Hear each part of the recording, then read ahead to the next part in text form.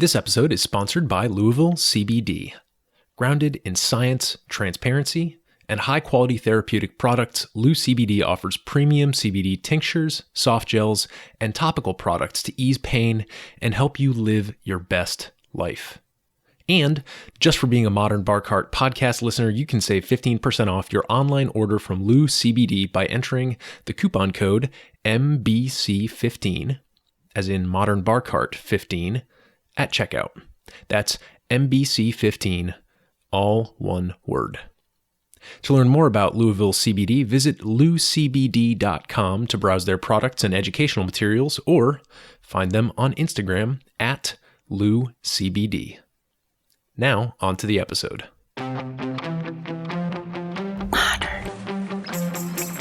Modern.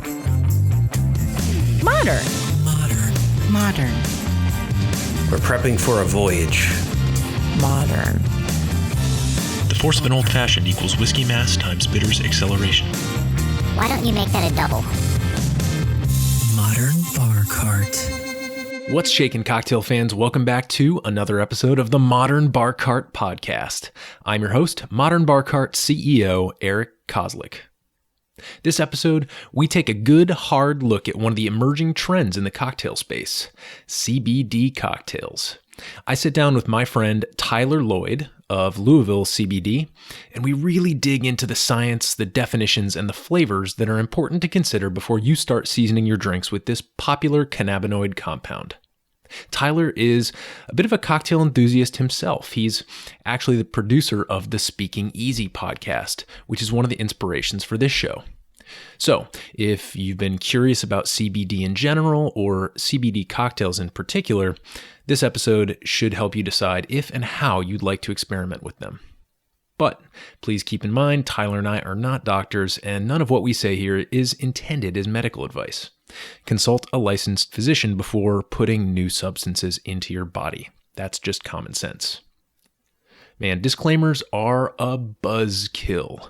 So how about we take a second here to get back on track with a little Louisville-inspired cocktail.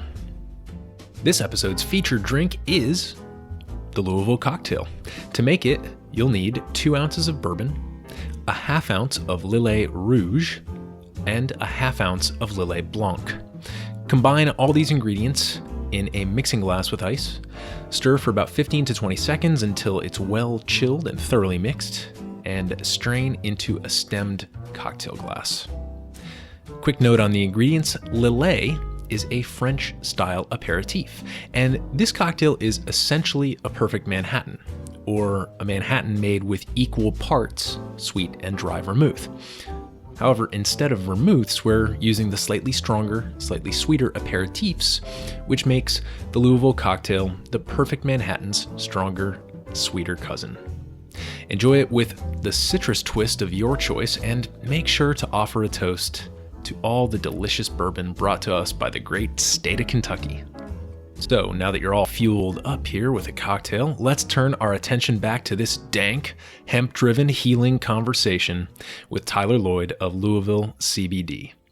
Some of the things he and I discuss include what CBD is and how it differs from another popular cannabinoid called THC.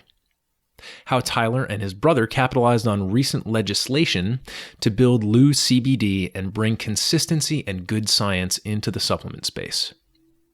Tips for making sure you stay safe and achieve your optimum desired outcome when making or purchasing a CBD cocktail, or really any product with a CBD upgrade.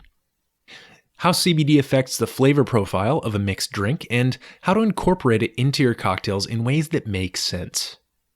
A little mixological pit stop where we sample LOU CBD and incorporate it into a delicious tequila cocktail.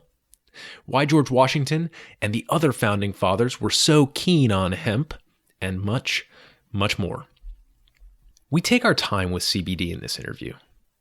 Because it's a trending topic, and because we want our listeners to be super informed before choosing to enjoy a CBD cocktail, we go through some intense definitions setting and cautionary exercises. That said, I was really pleasantly surprised by just how delicious and well-balanced the CBD cocktail we enjoyed on air truly was, and I am personally looking forward to continue exploring this space myself as CBD becomes integrated more and more into the cocktail world. Now, please enjoy this stimulating conversation with Tyler Lloyd of Louisville CBD. Tyler, thanks for being on the podcast. Thank you for having me. Can you introduce yourself to our listeners and just let everybody at home know who you are, what we're here talking about, and how you came to be involved in this field? Definitely. So my name is Tyler Lloyd, and I am a co-founder of Louisville CBD company, also known as LOU CBD, and I co-run that with my little brother, even though he doesn't like when I call him little brother, my brother Kyle. And this company came out of first his use of CBD. Like many, he was suffering from anxiety, borderline depression after losing two very close friends at a very, very young age, and was looking for a solution. He had been seeing things about CBD and stress management and anxiety about 3 years ago now, and he tried his first product. And it didn't really work for him.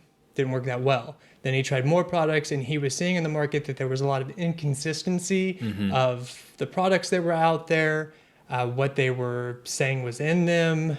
Did more research and finding out that a lot of the stuff that was being sold online, what was on the label wasn't what was in the bottle.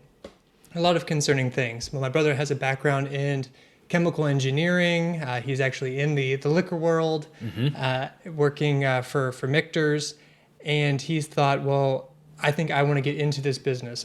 He eventually found products that worked for him, and he found a lot of relief for it. And he said, I want to manufacture a product that is very transparent and to help people who are in the same place as me trying to overcome stress, anxiety, and also pain management. And he brought me on about a year ago when he really had the idea and said, I've got this idea, would you be interested? And brought me on for my ability to build websites and social media and that stuff. But I also have a background in biology and chemistry. So we're two scientists trying to produce a product that is open, transparent, and truthful. We are very open about where our knowledge, and I say our, the collective knowledge of CBD begins and ends, because there's a lot of unknowns. Yeah, and I definitely want to talk about some of those unknowns in this interview. I want to talk about the CBD industry because it seems like it's changed a little bit from when your brother started looking for his first product to where it is today. Yeah. So I definitely want to cover that stuff. But the Modern Bar Cart podcast is very rarely addressing like trending topics, right? And I feel like CBD is in that trendy kind of space. So very much so. Yeah. So it's a good place to be for you. Yeah. But can you just define CBD for our listeners? Because I know probably most people listening to it have heard something about it on the news. They probably know that it's somehow tangentially related to cannabis or marijuana. But I know for myself, before I started doing research for this particular episode, that's where my knowledge sort of ended. So can you give us a definition of what CBD stands for, and then maybe talk about some of the, I guess, more biological or chemical sides of it? Yeah, definitely. So CBD stands for cannabidiol, and it is one of 113 cannabinoids that are in cannabis sativa. And cannabis sativa comprises both hemp and marijuana. They are the exact same genus and species of plant, but I like to liken them as a pug and a golden retriever. A pug and a golden retriever are the exact same animal genetically, but through years and years of selective breeding, you would not confuse a pug and a golden retriever, and hemp and marijuana are the very same. They've been bred to have very, very different characteristics.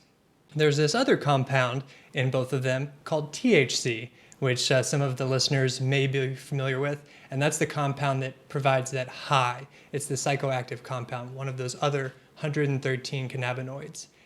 While marijuana has been selectively grown to have much, much higher concentrations of THC, anywhere from 5% to 25%, and it's actually been trending upwards as we've been producing more and more of these crazy strains. You'll hear people talking about, oh, the stuff I used to smoke in the 70s was much milder, because it was. had much less THC and actually had a better ratio of THC to CBD.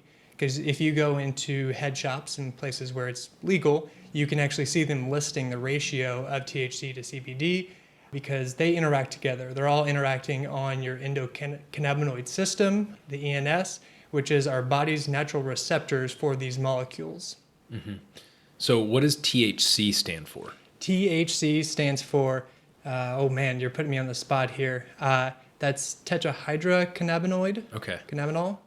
And I may be wrong there. I almost want to pull up my phone and Google it. We'll stick it on the show notes page because, it's fascinating how, like, we've got these two chemicals from these two plants, mm-hmm. and I feel like what's happened with the legislation that we'll talk about here in a moment, I feel like what it's done is it's drawn this line like right between these two things. One right? is good, one is bad. Right? We've got good and evil, and there's definitely some similarities and differences, but I guess, so we know that CBD and THC are different. We know that CBD is found in the hemp plants, mm-hmm. and CBD is also found in marijuana, mm-hmm. but what happened with legislation that has made CBD so important in the news recently, and obviously, like, you know, in the therapeutic industry, which you're in? Yeah. And one to add on to that, the THC is also present in both of them. It's just in a much lower concentration in hemp, usually 0.3% or less. Okay. Now, what happened in the regulatory space, so the 2014 Farm Bill allowed hemp to be grown in the United States as sort of a test pilot project for the first time in almost 100 years. The United States used to grow a lot of hemp. George Washington used to have it on his farms in Mount Vernon, which is just down the road from where we're recording. He wrote about it in his letters, Thomas Jefferson. Hemp was a big part of our country and the industry, agricultural and manufacturing, for many, many years. Mm-hmm. Then if you start to look into it, you can see that there were various lobbying factors to suppress hemp growth from paper mills and other industries and chemical manufacturers, because hemp can be used for a ton of different things. And it grows really easily because it's kind of a weed. That's where the term weed comes from. It grows like a weed. It's pretty easy to grow. Now, they started banning it and sort of criminalizing it and making it to be this evil product. And then there was a lot of actual racism related to marijuana and trying to relate it to sort of Mexicans and migrants coming up, to the whole beatnik movement and jazz musicians, African Americans. So there was this whole campaign to sort of paint hemp and marijuana, broad strokes, as being bad, part of the counterculture that mm-hmm. we should resist and demonize. Right, Reefer Madness. Yeah, excellent movie. If people haven't watched it, I think it's available for free on YouTube if you Google it. Well, people started realizing that hemp has a lot of opportunities for us to grow it, to start producing more food and fiber commodities in the United States, that it was something that we weren't really utilizing. So in 2014, Mitch McConnell was one of the big backers of this, because Kentucky, where I'm originally from and where Louisville CBD Company is located, hence the name Louisville, really pushed to have hemp being started to grow again in the mm-hmm. United States. Well, that went on for 4 years, 2014 to 2018, and then finally in 2018, they fixed some of the shortcomings in the 2014 Farm Bill. One of the biggest ones was they allowed you to grow it, but they did not deschedule it. So hemp and marijuana were considered the same thing as far as the DEA was concerned. So it was a Schedule I substance, the highest schedule you can be. And by decriminalizing it and removing it off that Schedule I substance, it allowed hemp to enjoy a lot more freedoms of being able to be sold at, I'm pretty sure it's at Whole Foods and your local health food stores and different things like that. So you can find these CBD products now kind of like everywhere. They're popping up all over the place. You find them in gas stations even. So that's kind of now, while CBD is acceptable, but THC still very much wedded to marijuana, that Schedule I substance still considered illegal. Yeah, I want to hit on the word psychoactive down the line, because I think for me, in my reading about THC versus CBD, this term psychoactive or non-psychoactive keeps on popping up. But before we get too far into the weeds, why don't you tell our listeners the story of Louisville CBD and talk a little bit about the products that you offer and kind of like how you built the company and where you're at right now. Yeah, so as I said, my brother was the first one to use CBD, and I actually remember, I think maybe 2 Christmases before he actually came with the idea of doing this this company, he had some CBD. I was having some lower back pain. We were home for the holidays, and he said, "Hey, how about you try this?" And first I was a little hesitant because in my day job I'm a federal employee, and I was like, "Kyle, I can't take this if it's derived from marijuana or has any of those compounds." And he reassured me, "No, it doesn't contain THC. It's not going to trigger any drug test or anything. You don't have to worry about it." So I trusted my little brother, who is a chemical engineer, and popped some pills. And I had relief. My lower back pain subsided a little bit. I felt I had some more mobility. So that was my first introduction of CBD. So then when my brother came to me with this idea of, let's create a CBD company where we are very, very clear on what are in our products. All of our products are third-party tested. So we actually show, what we say is on the label is what's in the bottle. Make sure that there's no heavy metals, solvents, pesticides, any of those nasty things in there. And we try to have as very few ingredients as possible, because you're buying it for the CBD, so you don't want a bunch of filler oils and garbage and stabilizers and other things. So we're making sure that what you read is what you're going to get. And we're also trying to, on our website, digest a lot of the research and digest it in a way that is truthful. Being a trained scientist, I get very, very annoyed, aggravated when I see a journalist who maybe has no ill intentions, reads the headline of a scientific article and says, "Oh, research proves," or research shows, but really doesn't caveat what shows means. A lot of that research is just showing that there is a positive correlation, enough to further investigate something. Something is going on here. Right. So when CBD is being used for pain management, anxiety, stress, depression, epilepsy, all these various things, it's just showing that it may be doing something that it warrants further research. And we wanted to break that down in such a way that was digestible by the average consumer, so they really knew what they were getting into. And I definitely need to put on the FDA disclaimer that none of our products are intended to prevent, cure, or treat any disease. These are not drugs. They are supplements, dietary supplements.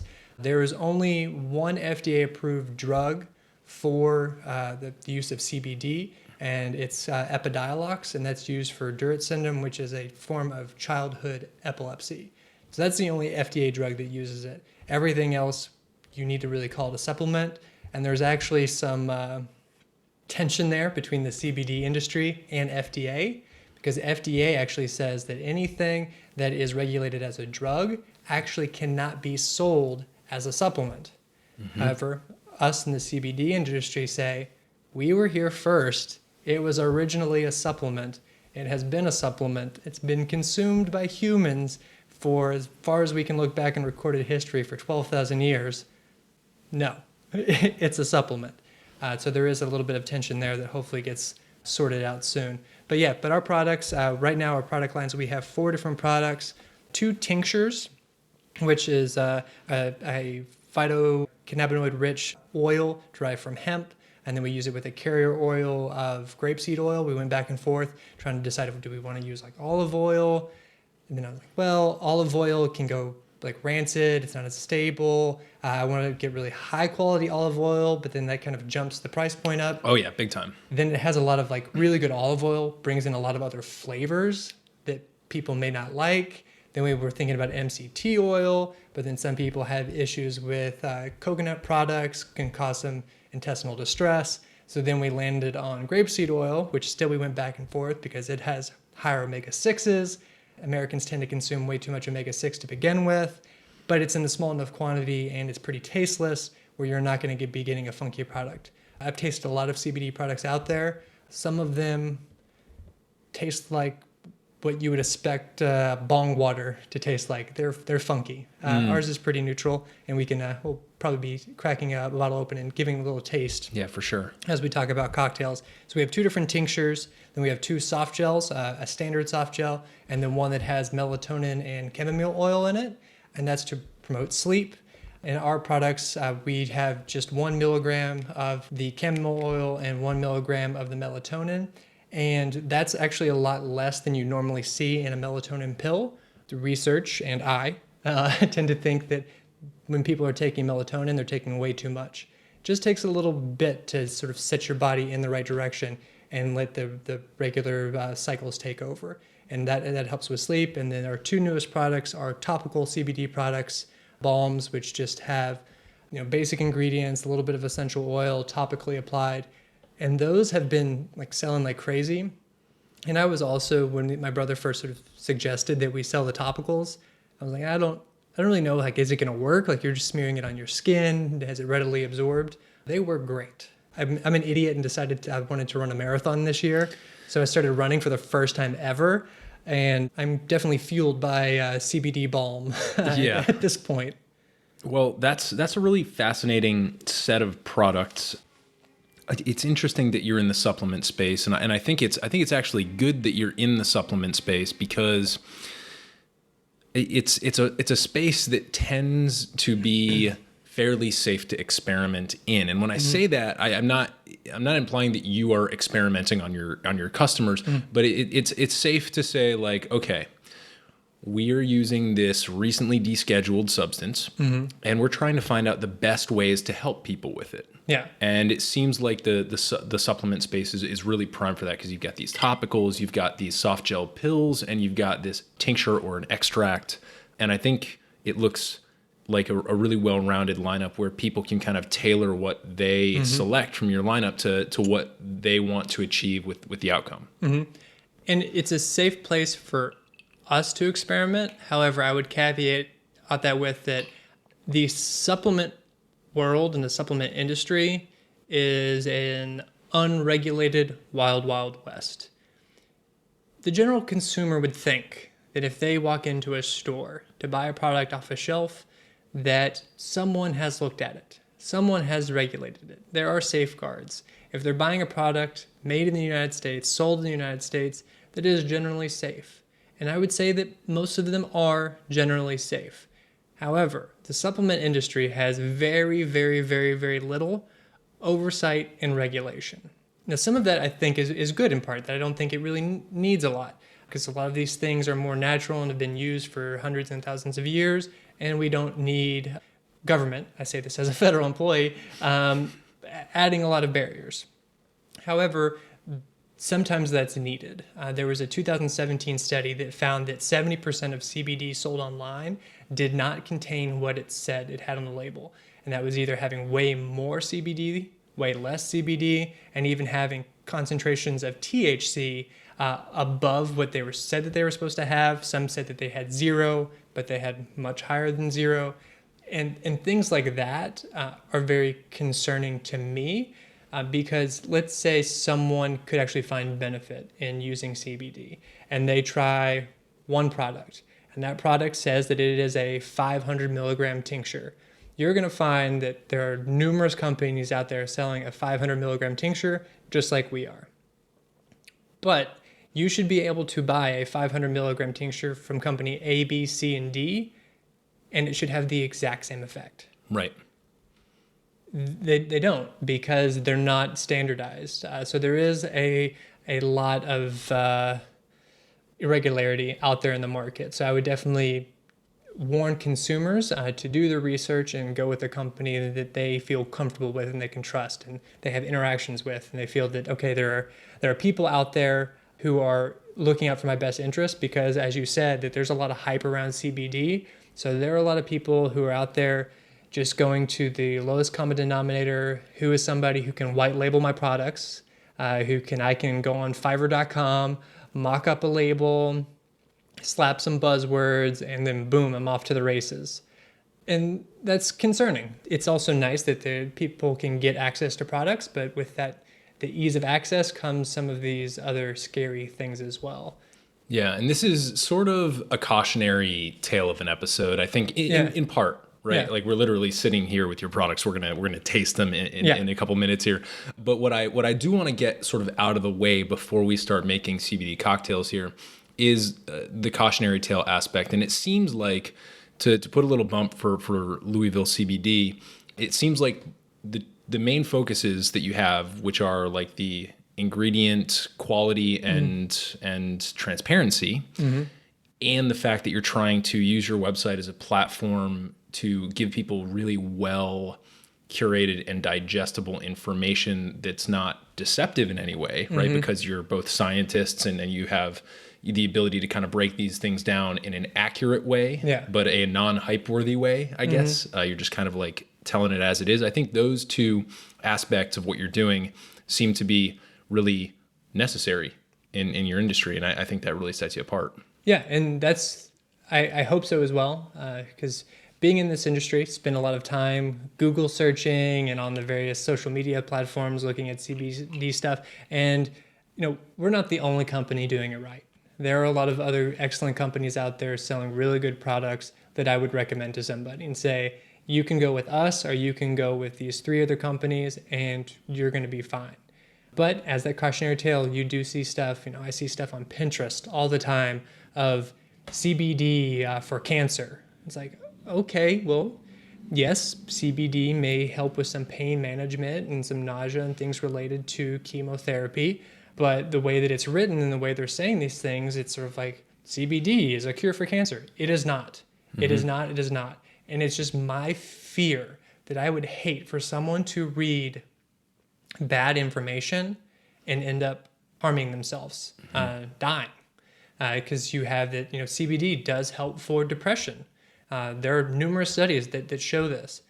We don't really understand it that well, but you can work with your doctor and see if you can add it to maybe a treatment regimen that you're already going through.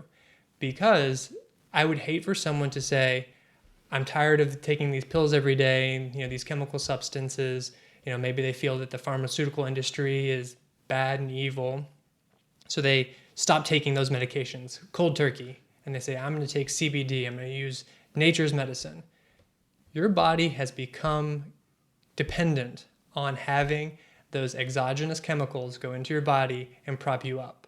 If you go off of an antidepressant and antipsychotic, you could end up in a dangerous spot. So I would always warn people, like just give them the best knowledge and be honest about what you know and what you don't know.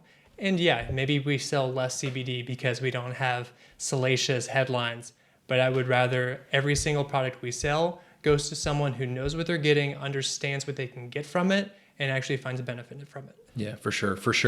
And we'll slap this on the beginning of the episode too, but just a reminder, we're not doctors. And what we're telling you to do is consult your doctor before you make any changes to your lifestyle that may involve chemical changes. I've got some scientific degrees, but not an MD, and I wouldn't even trust an MD on a podcast. You should always consult a individual doctor for your own particular needs. For sure. So I want to jump into the liquor here because we've been sipping on a nice little Negroni here. Oh, yes, this is a cocktail podcast. Exactly, right? So one of the things you and I were kind of chatting about off the air while we were making these Negronis was something that I referenced earlier.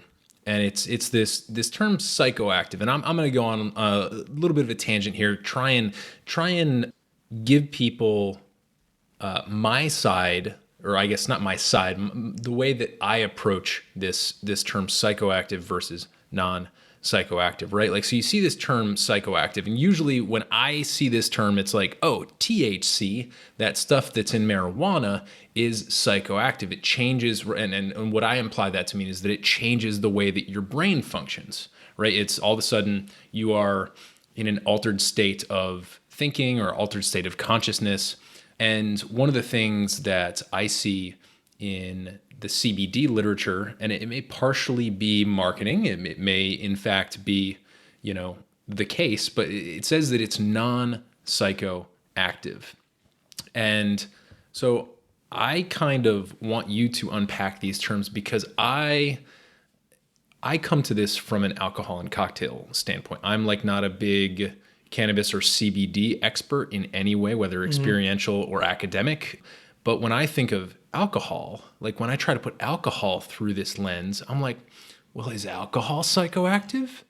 It seems to change the way your brain functions, and yet it's not a Schedule 1 substance. It's not like we've been drinking alcohol for a long time. Obviously, it affects motor functions, which are dictated by the brain. It affects memory. It lessens inhibitions, which are certainly regulated by the brain.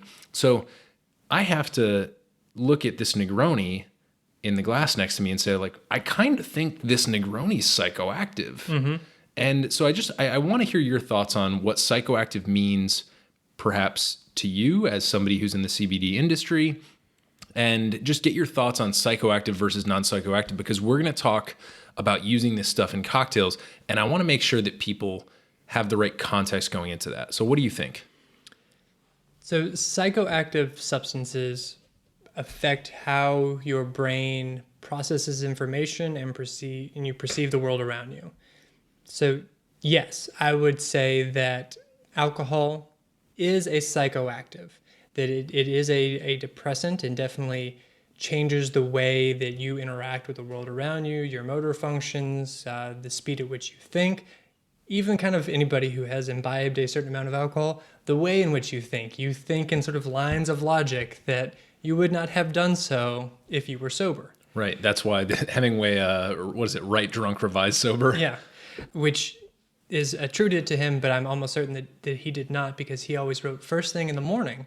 He wasn't drinking then. He did love his alcohol, but... So it was right hungover. Yeah, right hungover. Edit less hungover. Yeah. Caveat there.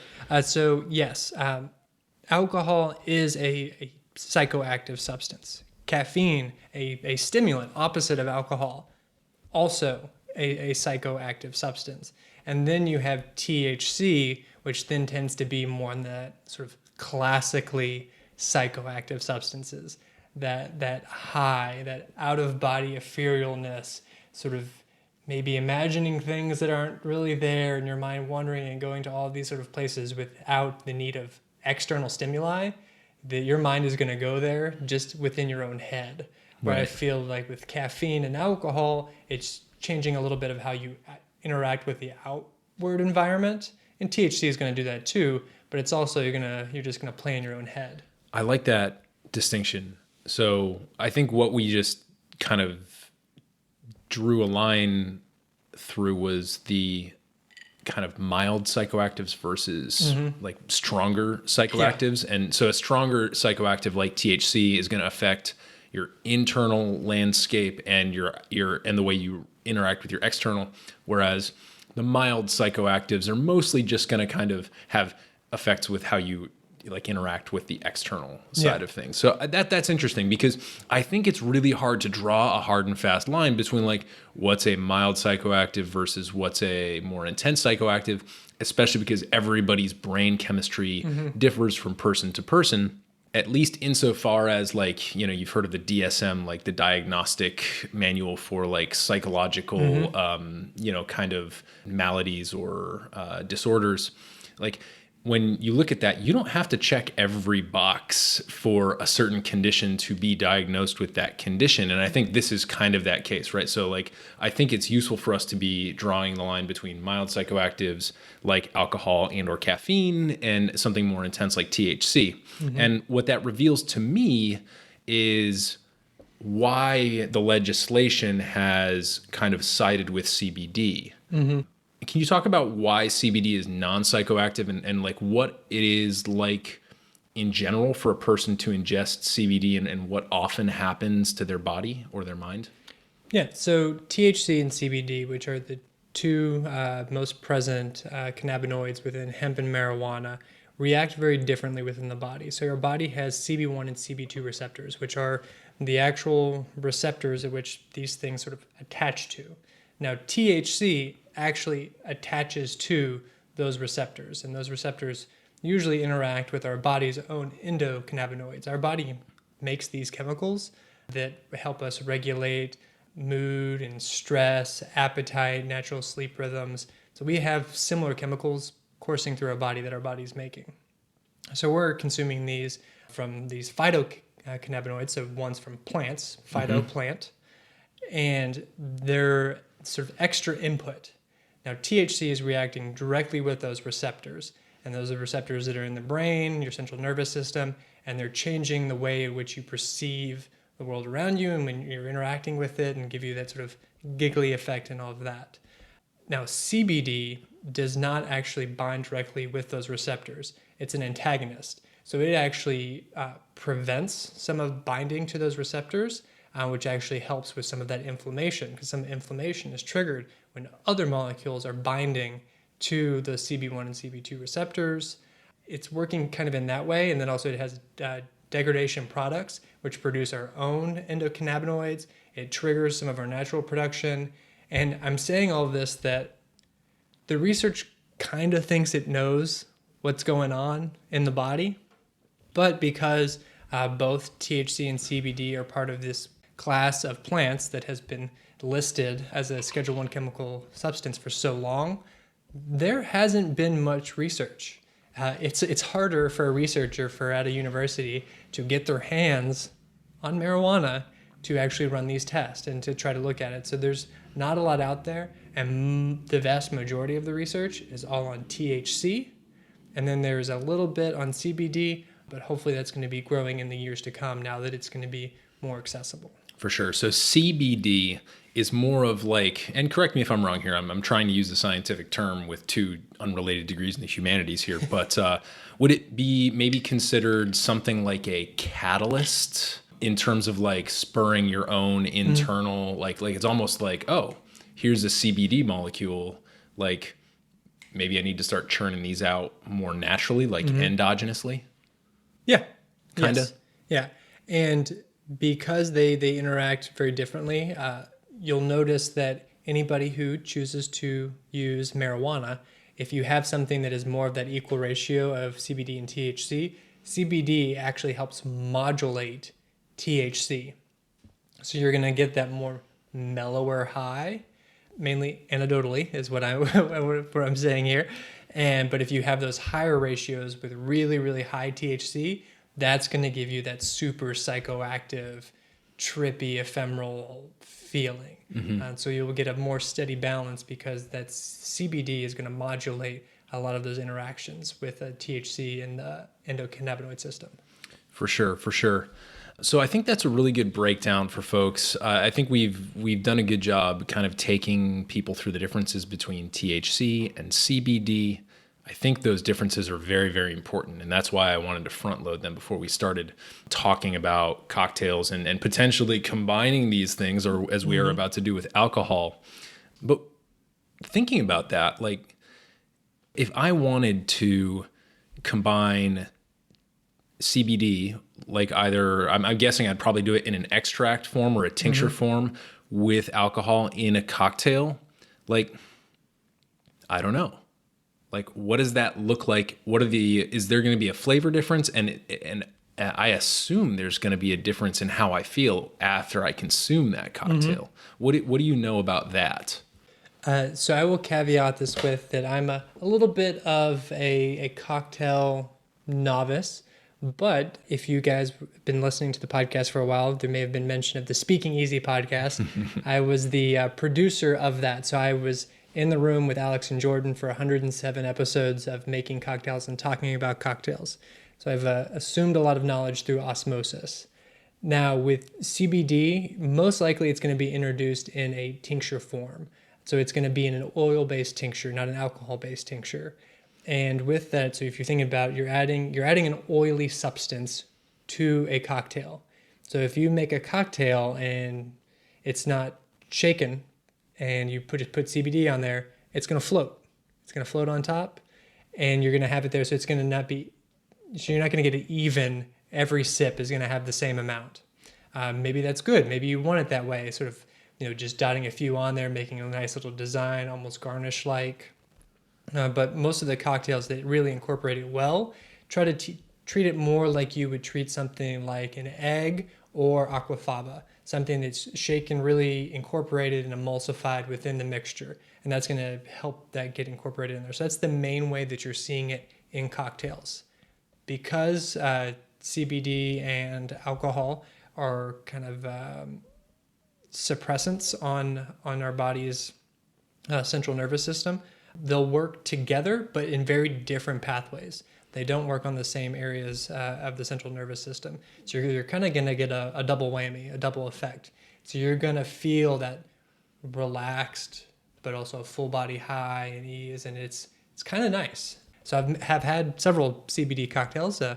I've got a lot of alcohol lying around, and I've got a lot of CBD lying around, and I'm a scientist. And they just happen to spill into one another. Yeah, accidents happen, beautiful accidents. Now, I personally, if you're drawn to CBD for like a supplement and to improve your health, just take CBD on its own. A lot of people are taking CBD for anxiety, depression, pain management, inflammation, oftentimes related to arthritis. Alcohol is not good for any of those things, especially if you've got depression or anxiety. It can actually make it much worse. It'll help, hurt with the inflammation. So if you're reaching to CBD for a lot of these medicinal-esque uses, probably shouldn't be mixing it with alcohol. That being said, if you want to enjoy the stress-relieving effects of CBD and also unwind with a cocktail, have at it. Mm-hmm. They work well together, and because it's from a plant, it does have a floral sort of taste to it and different things. And we can open up a bottle and try some of it and give some tasting notes. And it would be good with something that really accommodates that herbiness. We've got a cocktail we're going to mix up here in a second that has tequila in it. Mm-hmm. I think that it would probably be good with a gin cocktail and bringing some of that in there. I don't know if I would like it with a brown spirit. I've seen some bourbon CBD cocktails, but that seems a little clashing. Maybe it was something that normally has mint, like a mint julep. That might play well. There you go. Yeah, it's interesting. Like you're saying these like phytocannabinoids or whatever it is. Like it's vegetal. Yeah. Because it's a weed, Yeah. It's like it's going to have some of these notes that certain gin botanicals also have. Mm-hmm. And I think that's a really good point. So I do want to crack it open and get a little tasting note. But one last kind of CBD cocktail related question on the cautionary side that I have sort of pertains to the strength of what's in this bottle. Now, you said earlier, like, well, there's some people out there who are selling, there's a lot of companies that make this 500 milligram tea. From somebody who is not a scientist, I'm barely one. Well, but you've done the research on this. Yeah. So I'm curious to know about what sort of control measures might be put in place, because neither you or I are professional bartenders. Mm-hmm. We're talking quite a bit to home consumers here who might be wanting to try this at home. But if you go to a bar where there are CBD cocktails on the menu, how do I know my bartender's not going to effectively inverse roofie me, right? Like I think of a roofie being something that works on the mind, mm-hmm. but like, how do I know that bartender is not going to put so much THC in my cocktail that I'm just like going to be like a lump on that bar stool because I've got this intense body high. Maybe I don't want like a super intense mm-hmm. body high. What kind of, I guess, dispensation and regulation measures can be used in a cocktail setting? All right. Well, I've got a few things there. So one, when you were talking, I don't know if you had inadvertently, you said THC in the cocktail. I meant CBD. But there are, I mean, in California, you will find bars that have tinctures and different things with marijuana in them. So you can definitely buy out at bars THC cocktails. I believe it's Green Dragon when you infuse vodka or something stronger with marijuana. Yes. Yeah, so those exist. So that I cannot speak to it. You could probably add way too much and sort of, as you said, sort of end up roofing yourself and just being knocked out. With CBD, it's a little bit more interesting. And you brought up this term that I actually hadn't heard, that the upgrade. Well, I guess I had heard it and not really realized it. Yeah. You go to the coffee shops and they can, upgrade it with CBD. And you're starting to see CBD cocktails and they've got this sort of premium added on to them. So where the cocktail may have been a $12 cocktail, now it's a $14 cocktail. So there's a value add there. they're not adding $2 worth of CBD. They're probably adding 50 cents worth of CBD because, they mark it up. I wouldn't say that you run a risk of taking too much. You might run the risk of overpaying for something that's gimmicky. They didn't put enough in, but I don't think you take too much. So 2 weekends ago, I believe, I drank a whole bottle of our 500 milligram CBD to see what the effect it would have on my body. They've done studies where they give them up to 150 milligrams of CBD, and they're doing that as a daily dose. So I was perfectly fine to know that it was not going to be lethal. It wasn't going to do really adverse reactions. But let's just say that I felt amazing. It was like a big giant security blanket was wrapped around my whole entire body. The world was giving me a big giant hug. It was almost impossible you can never really multitask, but even feel like I was multitasking. Everything was a monotask. What I was doing was what I was doing, and there was no other back chatter in my mind. So I did this kind of experiment. So I've taken a lot of CBD, which the normal consumer isn't going to do because that's a $50 bottle of CBD, and that's an expensive habit. So you're not going to overdo it. Worst case, you're going to pay a few extra dollars for something that's not going to do anything because they're not going to add enough. So that's kind of my take on it in the cocktail space. So I wouldn't worry. I see. Yeah. So and basically what they're doing is they're using, probably something like this tincture with the eyedropper, and they're probably going to be putting a couple of drops in there. A couple of drops, maybe a full eyedropper if they really want to give you, the full effect, probably half. Yeah, just to bring in those flavor notes. And I made a cocktail, and we'll make a cocktail that has a full dropper in it per cocktail. You do notice it, but it's not going to be anything that's going to sit you on your butt. Yeah. Okay. Well, that's good to know. I think, one of the concerns from a consumer, especially when you're going out to an on-premise location, a bar or a restaurant. Can I get home? Yes, exactly. And that's a big deal. I mean, I made sure I took a ride share to our recording location today because I knew we were going to be partaking of this, and I wanted to make sure that I was being safe and everything.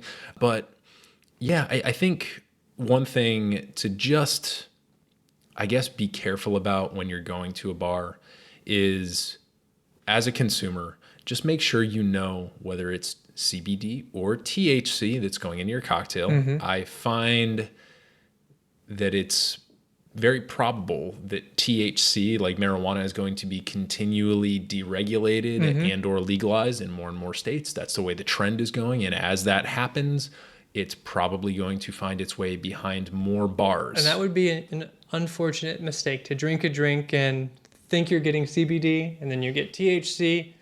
Very different effect. Right. And you're gonna be like, I wasn't signing up for this. Right. So if you're in California, Colorado, Massachusetts, where I'm from recently, so be aware of that. That's why we front loaded all this cautionary stuff, is so that you understand CBD, body stuff, THC, body and brain stuff. And we know that alcohol is kind of a mild psychoactive. So you don't want to add a potentially intense psychoactive on top of that. That's not going to end well. So please do know, and feel free to ask your bartender to examine the product that they're using. Because if a bartender refuses to let you read the label on what you're about to consume. That's it that goes with anything. Like, if they won't show you the bitters that they're using, if you're curious and a consumer, maybe pick a different bar. Sure. And it really what it boils down to is hospitality. Like, that's a very unhospitable thing to do. That's a very disingenuous thing to do.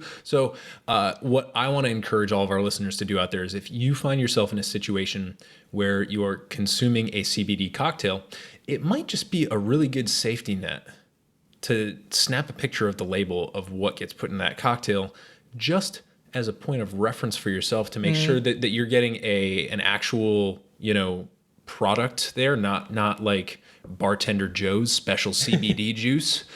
So that's important. I think that's a good security measure. And then what I would also say is that if this is something that appeals to you in the cocktail space, either from a flavor standpoint, which we're about to dive into, or just from simply like the side effects standpoint, where you really, let's say you have some back pain, or you have, you're a crazy new runner like Tyler, and you've got some body pains that you just want to work out.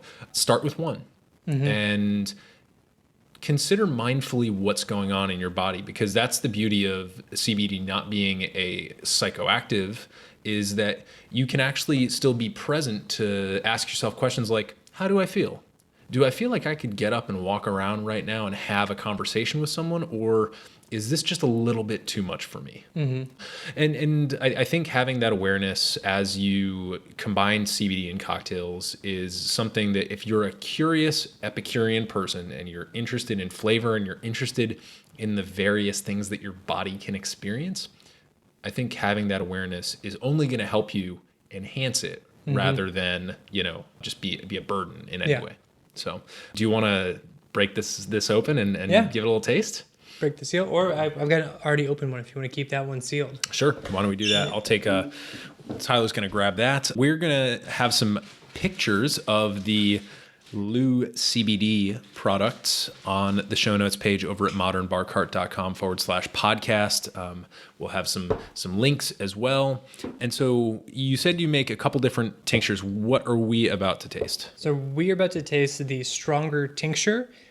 And I picked this one because we're only going to take a few drops under our tongue, but I want it to be more of the CBD and that hemp extract in there, so we get a better taste of it. Right. Of what's actually going on there. And did you say that the other one was more of like the chamomile sleepy time? No, so we have two tinctures. One is 1,000 milligrams and one is 500 milligrams. Okay, so we're doing the 1,000 milligram, and then the sleepy time was more in the soft gel. Yeah, that's the soft gel one. Okay. And we color code the soft gels because we sell in a combo pack. So we want to make sure that people don't shake out a pill, pop it, and realize that they took the wrong one. So we do color code them because that would also be a horrible mistake first thing in the morning to pop a melatonin before going to work. Yeah, I'd say so. Cool.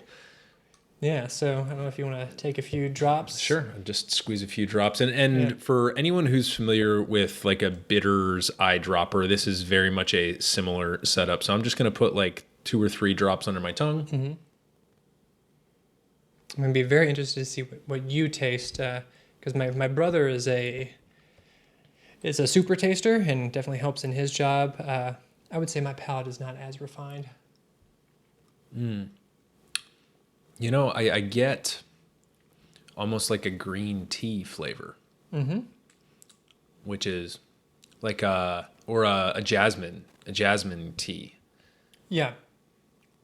And it's very mild, like you said. Like some of those tannins in there, like the tea sort of, yeah.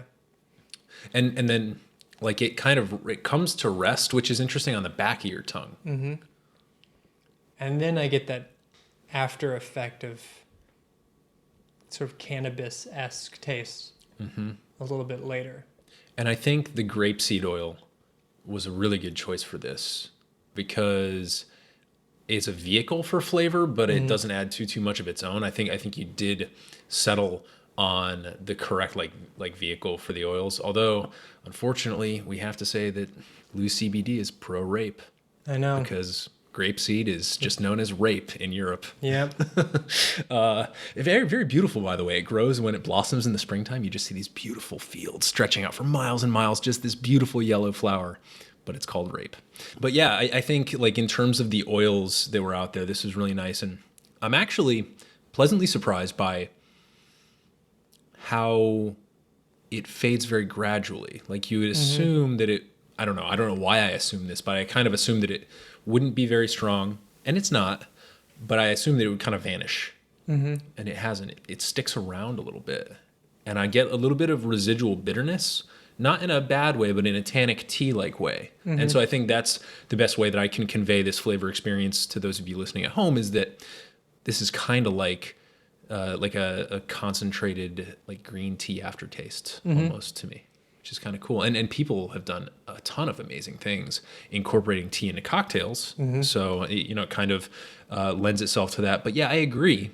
I don't know if I'd want this with anything Aged in a barrel? No, because then what it would do is it would mimic a flaw. right? It would kind of trick your brain into saying like, there's something wrong with this whiskey. Whereas with a gin or especially like a tequila like we're about to use, I think that's great. So I think what we can do right now is we'll take a little pause. We're going to put together some of our mixology materials here, and we'll be right back with a cocktail courtesy of LOU CBD. And we're back. Tyler, can you tell us a little bit about this cocktail that you just mixed up for us? Yes, and first off, I cannot take credit for this cocktail. It was originally made by Jason Eisner at Gracias Madre in California, and I found this on liquor.com, but I've made this before, and this is called the Sour Tizzle cocktail, and it has 2 ounces of tequila blanco, 1 ounce of fresh pressed lime juice, half an ounce of agave nectar, and then did a full dropper of our 1,000 milligram CBD oil. It's going to have a nice CBD kick to it, so you'll probably be feeling pretty good by the time you finish the cocktail. And then 3/4 ounce aquafaba. And the aquafaba is, that egg substitute. And what I did, so first I shook all the ingredients minus the CBD and the aquafaba with ice. Then I transferred that into a mixing glass and then actually used an immersion blender, brought in the aquafaba, and got it really, really mixed in there. So, there's a nice big, heady foam on top of it that has that incorporated. It is excellent. And when I saw that stick blender come out, I was like, oh, brilliant, right? And this is actually, for the cocktail nerds out there, so what you did was a dry shake. Yes. Right? So you did a dry shake, and then you blitzed it all up. Or no, you did. No, I had ice. So you did the reverse dry shake then. You would know better than me. Right? Okay, no. I know what I did. I don't know what it's called. That's correct. So this is scratch what I just said. This is the reverse dry shake because, right, the dry shake is when you combine the materials without ice, shake them all up, then you add ice. What you actually did is you diluted the cocktail first and chilled it down, and then you did the reverse dry shake, except it wasn't a shake, it was a stick blender. And that's what gave us all that nice froth. So you got the important elements of the cocktail in terms of like the taste balance, the sweet to sour to boozy stuff, all taken care of. And then the textural balance came afterwards. So if you were doing this just in a cocktail shaker, this would be known as the reverse dry shake, which is something that you sometimes come across with cocktails that have like egg white or aquafaba. So shall we try this? Yeah, hopefully it tastes good. Cheers.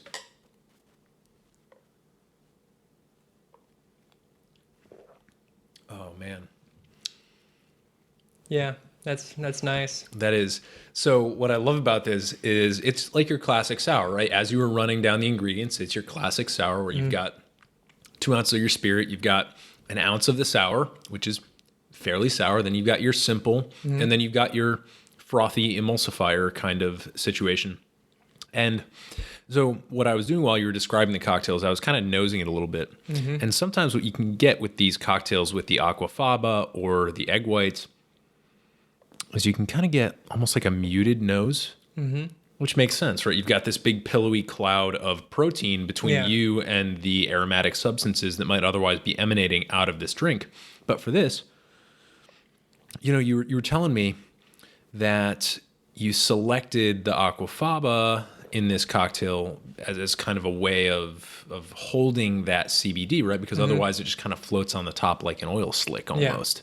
Yeah. And I think what that does here is that it actually allows it to be a more aromatic drink because, we've got this kind of proteiny matrix that's housing the CBD oils, and I'm getting and also at the same time, it's breaking down. Like it's not being held in a steady state, so you can see the foam, slowly breaking down and dematerializing it. Maybe that's allowing some of that smell to come out. Oh, and there's a mint leaf on top that I smacked to bring in some other sensory flavors, not so much in the taste, but the smell. But they're related. You definitely get that activated mint, but you've got that kind of almost that green tea flavor kind of lurking in the background there as well that carries through really well from what we tasted earlier to this cocktail. So I'd say this is a hugely successful cocktail. Congrats to the gent in California who invented this, by the way, because this is exceptional. And thanks for putting this together. I think what this does, I think it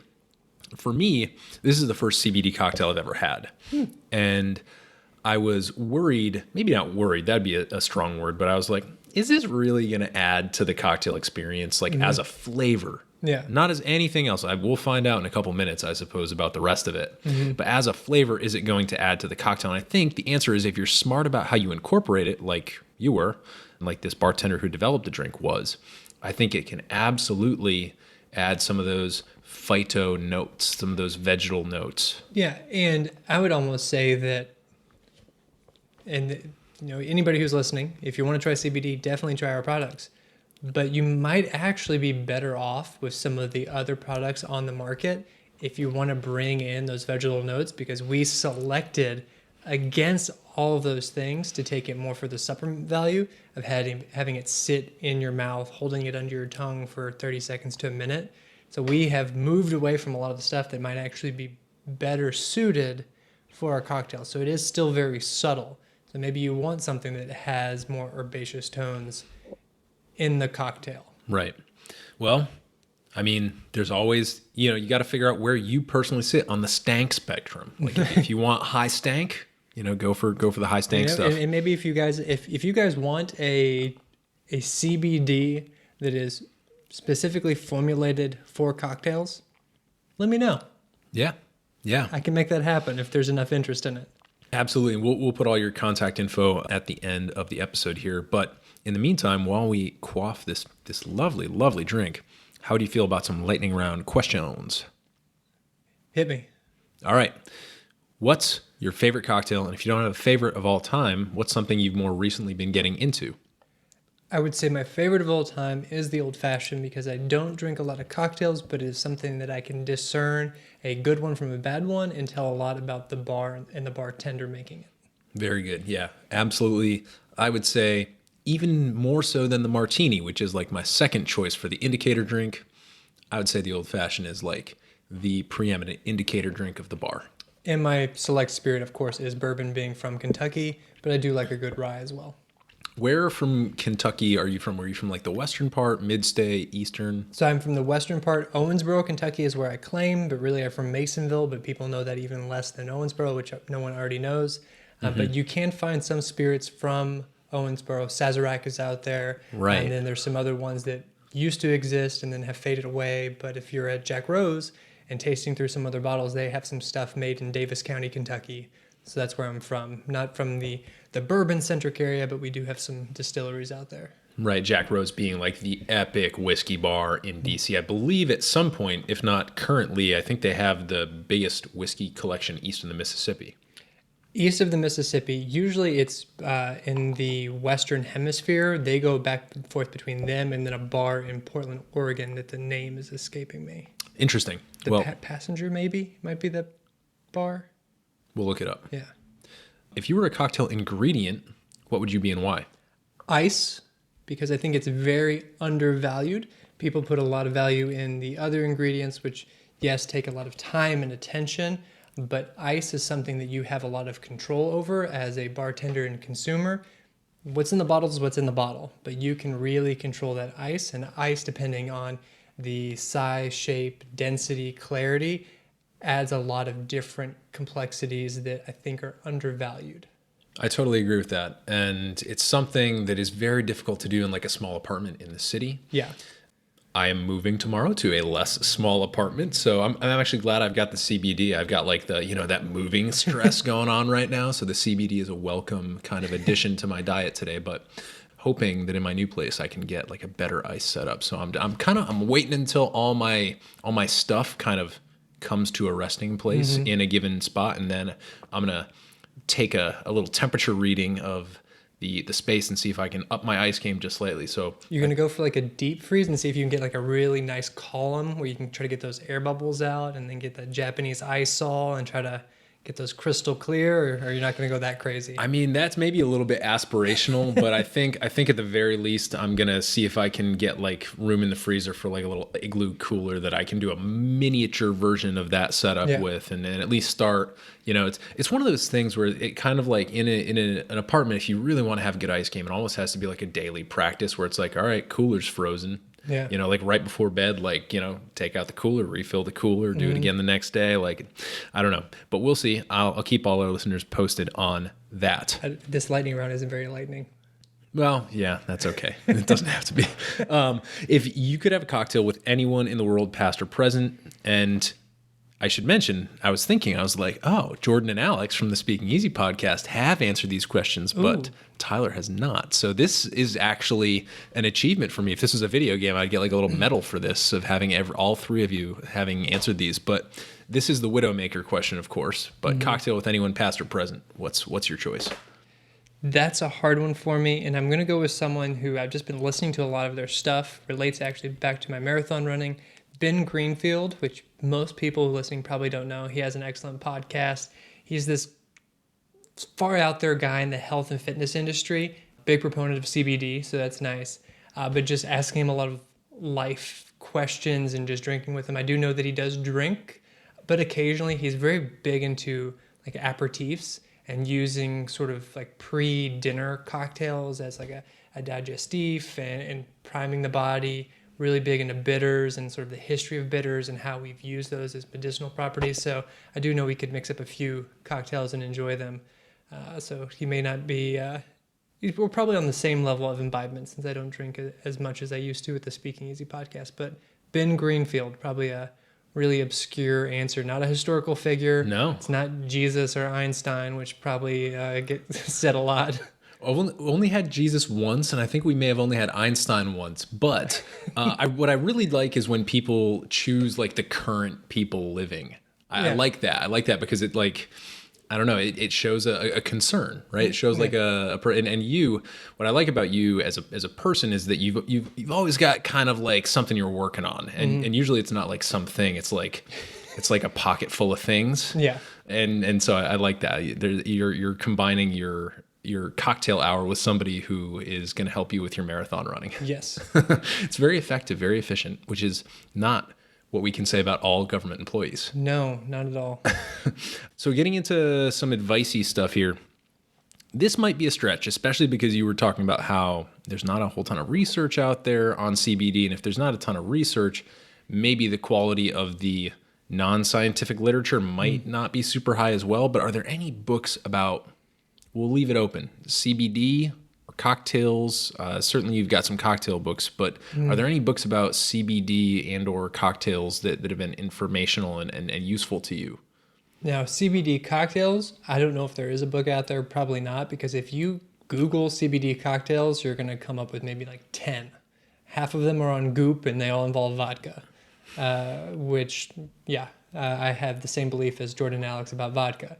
Now, as far as CBD goes, sort of the same thing. The science is evolving so quickly and a lot of it's pop culture reference. I don't really have a book recommendation. I'm actually working on a book about CBD. That it's going to be more of an ebook. I don't know if I'm going to go physical publishing route, but I hope to have that released this summer. But Project CBD is a website, and they don't sell any products, which is nice to see from an informational source that they're not trying to just SEO optimize and get you to land on their page. They're pretty good and well-rounded. Sometimes they get a little questionable when they're quoting the science and maybe make some claims that I feel a little hesitant about, but Project CBD is by far the best resource for CBD information, other than, of course, my website. There you go. Cool. Well, we'll link to that in the show notes for sure. I think people out there, after hearing this, should be hungry for more information. I think that's kind of like the one goal I have, especially that we're putting this out on 420 week, baby. Perfect. Good timing. So if you could give any advice to somebody who's just starting to experiment with CBD or CBD cocktails, you know, based on your experience, what advice would you give? Start slow, do your research, and when you're looking to buy a CBD product, look for something that, one, is third-party tested. So you want to make sure that it's got a certificate of analysis to actually show that they've had someone else other than their own scientist sort of validating what's in the product. So that's one thing.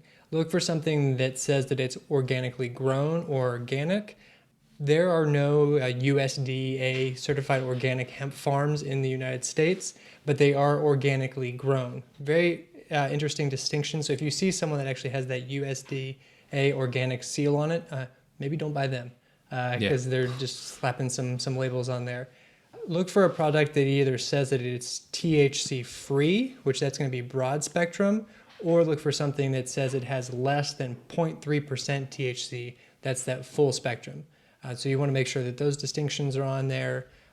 I personally wouldn't go with the CBD isolate because you want the entourage effect, which means you want those other accessory molecules with it, those other cannabinoids. So those are some of the high level things. Those are like the label things to look for. Yeah, those keywords are things that I would definitely look for. And then there's more, really go to their website. Does this feel like a real company, or does it feel like something that was just slapped together by a guy trying to make a buck? You really try to vet them and get an understanding and reach out to them. Like send them an email. They probably have a contact form or a phone number, or they're on social media. Send them a DM. If you don't get a response, or you get like a crappy response, don't buy from them. There you go. I think that's a great way to vet. And I was actually going to recommend like reaching out and giving them a little poke to see what kind of comes back in your direction. Yeah, who's behind the door, Exactly. Well, I think that's great advice. And I think also just going back to what I was talking about at the end of the main interview when we were talking about like just things that you should do. Ask your bartender, look at the label, just look for red flags.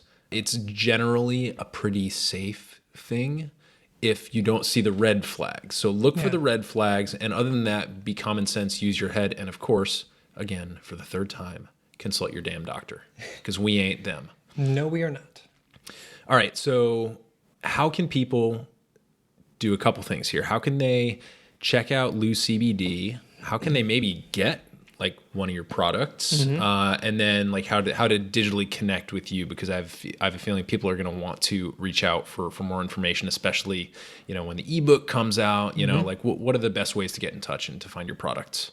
So first and foremost, LOUCBD.com, LOUCBD.com, short and sweet. You can Google LOU CBD, Louisville CBD. We're going to pop up one of the first hits. So that's one place. We're most active social media-wise on Instagram because I'm a amateur photographer. I kind of understand Instagram. We have Facebook and Twitter and Pinterest. I have no idea what I'm doing, so don't go there. It's embarrassing. So check us out on Instagram, posting a lot of not just cool photos, but I try to actually have the content, the captions in there actually provide value, provide information. Some of the stuff that we're writing on our articles over at LOU CBD, I like to bring that into the captions to maybe people aren't reading blogs about it, but I can give them the highlights in those pictures in their feed on Instagram.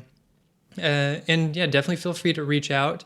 If you want to contact me directly, tyler@loucbd.com. That's the email. Shoot me an email. You can also direct message the Instagram. That's primarily run by me, so I'll answer and respond to you. And if you want one of our products, they're all available at loucbd.com.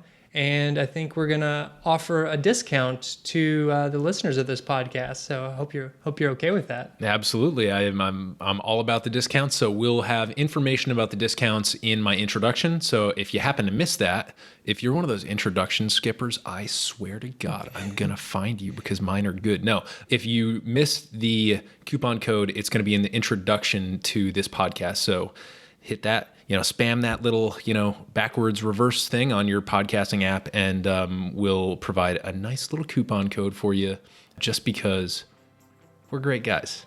Agreed. Tyler, Lloyd, thanks for being on the podcast. You're very welcome. Thank you for having me.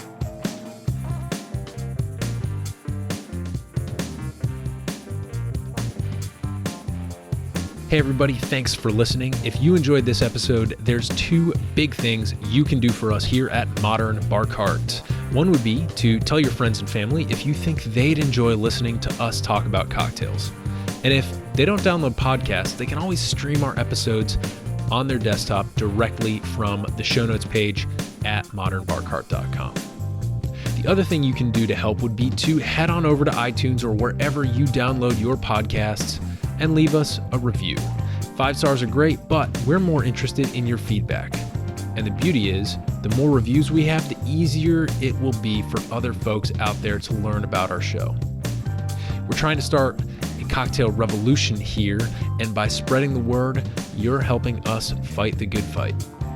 You can always reach us by emailing podcast@modernbarcart.com if you're looking for cocktail or bartending advice, or if you're a pro who would like to pull up a mic and be interviewed for all to hear. Also, definitely follow us on Instagram and Facebook @modernbarcart for cocktail porn, recipes, and entertaining tips. And keep an eye out for new product releases and special offers, which are happening all the time. We love our listeners, and we really enjoy giving you exclusive discounts and sneak peeks at our latest and greatest cocktail projects.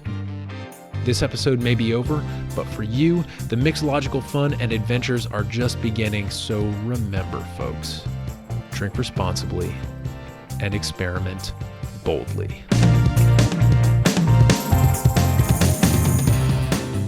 This episode was made possible with editing and production assistance by Samantha Reed, CBD Science and excellent CBD products courtesy of Tyler, Lloyd, and LOU CBD, and, of course, a little bit of interview magic by yours truly.